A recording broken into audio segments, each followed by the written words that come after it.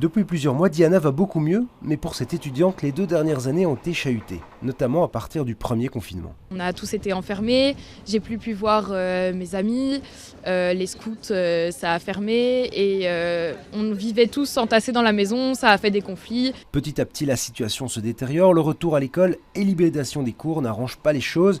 Les notes de Diana plongent comme son moral. Sa bouée de sauvetage, c'est une psy du PMS de son école. Elle a vraiment vu que ça allait pas du tout et que en fait, j'étais en danger par rapport à moi-même et donc c'est elle qui a appelé mes parents pour leur dire votre fille, il faut l'emmener aux urgences. Et c'est elle qui a tout déclenché, qui a déclenché le fait qu'on me mette en hospitalisation et tout ça.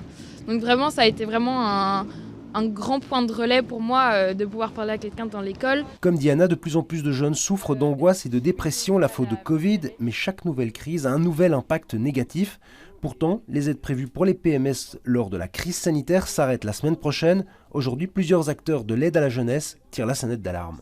Donc là, on est vraiment en difficulté parce qu'on va devoir gérer le départ de ses collègues qui eux-mêmes nous permettaient de garder la tête hors de l'eau.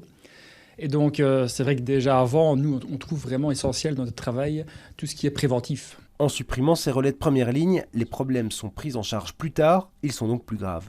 Chaque situation qui arrive en dernière ligne chez nous au tribunal de la jeunesse, chaque situation est beaucoup plus complexe. Les enfants venaient il y a 20 ans, quand j'ai commencé à travailler, il y avait un problème et demi. Aujourd'hui, quand on commence à intervenir dans la situation d'un enfant, il y a 10 problèmes à résoudre. La problématique est d'autant plus compliquée que l'enseignement est géré par la Fédération Wallonie-Bruxelles et la santé est en charge du fédéral.